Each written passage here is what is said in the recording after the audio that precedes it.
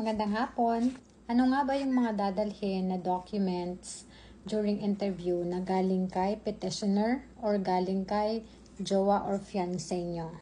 So, inuulit ko po, ang K1 ay case-to-case basis at pwedeng yung mga hiningin documents sa akin ay hindi hingin sa inyo. Pero ito yung mga dinala ko during my interview. Number 1, passport ni fiancé. Pwede naman yung scan printed copy lang at hindi yung original. Tinatanggap naman nila yun. Number 2, birth certificate ni fiancé. Pwede ding scan printed copy lang. Number 3, divorce decree. Kung dating kasal yung jowa nyo. Kung single, di naman kailangan ng divorce decree. Number 4, tax returns. Yung tax returns ay yung income, expenses, and other taxes na binabayaran ng jowa nyo. Number 5, yung I-134, Affidavit of Support. Actually, di naman hiningi sa akin yung Affidavit of Support during my interview. Pero, dinala ko pa din just to make sure.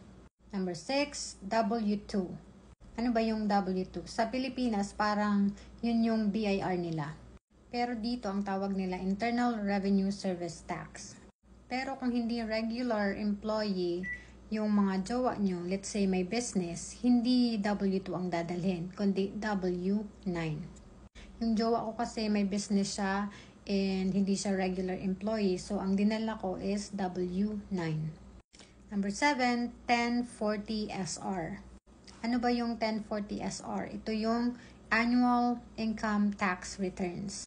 Number 8, Employment Certificate, kung regular employee. Pero kung may business, hindi na kailangan ng employment certificate.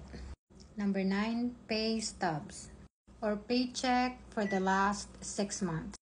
Pero sa siyam na documents na dinala ko during interview, 3 lang yung hiningi sa akin. Passport, divorce decree, and birth certificate. Pero kailangan natin maging sigurista kasi what if hanapin sa atin at hindi natin dala, diba? So, yun lang mga sis. Sana nakatulong. Bye!